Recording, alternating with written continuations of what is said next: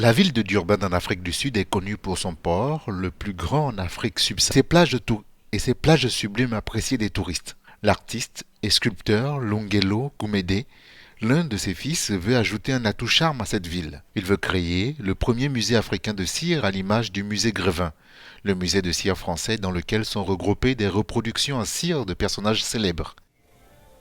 Il a eu l'idée en visitant en 2004 à New York Madame Tussauds, un autre musée de cire.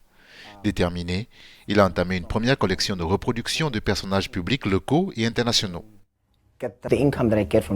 Avec les revenus que je tire de statues, je poursuis donc ma vision de la création du musée de cire. Comme vous pouvez le constater, j'ai des statues de personnalités politiques, j'ai des statues de sportifs, j'ai des statues de personnalités culturelles. J'essaie de faire la même chose que chez Madame Tussauds, en essayant de faire des statues de nos icônes, nos héros de lutte, que vous connaissez dans différentes catégories. Gumede s'est toujours intéressé à cette tendance artistique. Créer des statues de cire et d'argile est devenu plus qu'une passion. Une passion qui a donné du sens à sa vie. Mon rêve est sur le point de se réaliser. Je suis sur le point d'atteindre mon objectif de longue date qui consiste à créer un musée de cire, à inviter les gens à venir vivre la même expérience que j'ai vécue en 2004 lorsque j'étais allé chez Madame Tussauds,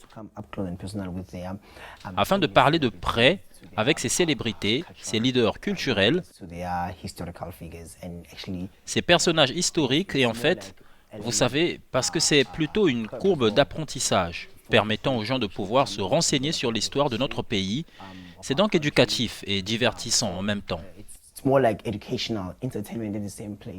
Le jeune homme de 31 ans est régulièrement invité par le gouvernement, des organisations privées et des particuliers dans le but de créer des œuvres.